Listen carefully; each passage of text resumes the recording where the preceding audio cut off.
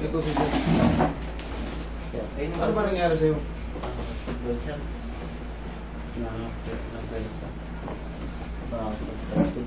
Kanina lang to, di ba sir? Kahapon. Kahapon. Ngayon kasi, ito sa pagkakaintindi nyo, lahat kayo, pag na ano kayo kahapon, yung siguradong sobrang sakit niyan yung kinaumagahan. Normal lang yun. Kaya ngayon, siyempre, ipapahilot nyo, buti nakabook kayo kaagad. Ang gagawin natin yan, huwag pa kayo mag-expect na solid 0-0 kaagad yan. May maiiwan pa yung pain dyan, pero iba na yung mararamdaman, mas maginhawa na kumpara sa ano, kasi pag nakabalik kaagad yung buto. Pero kung kahapon mo yan dinala, yung unang araw, wash out kaagad dyan. Sir Manny. Oh, tanggalin mo muna to. Dito mo lagay yan. Hindi mo may kilos ngayon. Ha? Hindi kaya? Kahit ano, kagasal lang. Ay, bulandan. Hindi mo lagay. Ang ganda na. Grabe. Ang pwersa, tapos nagkagawa pa. Nag-away-away pa. Kaya puro ano po. Ang galat ko na din. Tingnan natin. Pwede sa binayuyo. Kanagin ko lang po. Text kanina. Kita niyo yung gilo ni si Sir. Eh, gusto niya kagad pa ano, ipakayos eh. Kasi masakit nga naman to. Ito kasi yung kaya ng tapilok na tapilok kayo ngayon. Pag-gising nyo ng umaga, lintik ang sakit nun. Ganito rin ang nararamdaman ni Sir. Siyempre, kanya-kanya tayong pain toleration. Eh, nahihirapan na si Sir. Nakita mo naman. Tinangat niya. Gusto niyang ano eh. Gusto niyang umigay eh.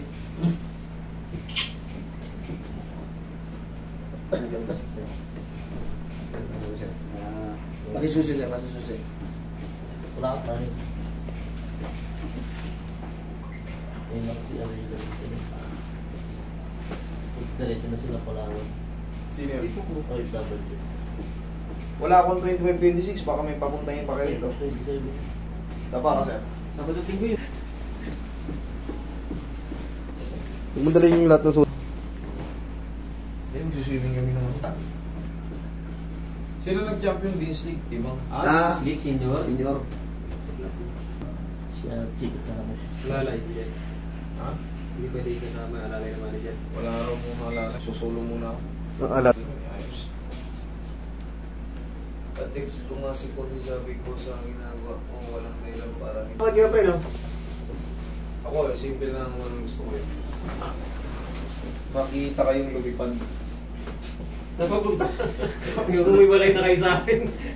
Ang bilis. Anong gusto? Pwede po si Pakundo. Dan. Diyos sa atin. Mamaya, nasa yung +8. Yung manager mo, at hindi yung ano, yung manager ha, talagang ano yung, Sotso ka mo. ano sa schedule eh.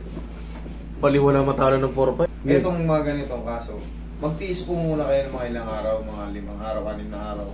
Bago mo, kasi ngayon pala yung retaliation ng pamamagayan. Pero, narinig mo yung pumasok?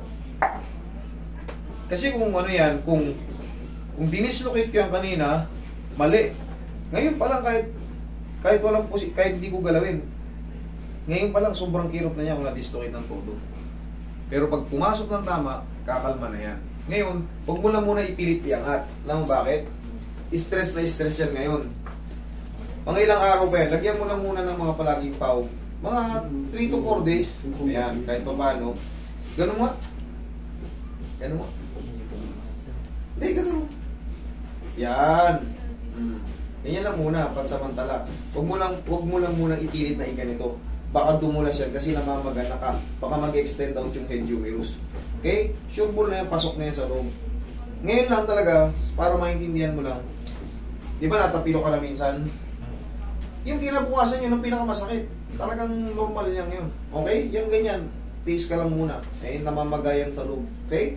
Sige. Yung mahalaga nakabalik na yun yan. Buto niya sa loob. Tiis ka lang.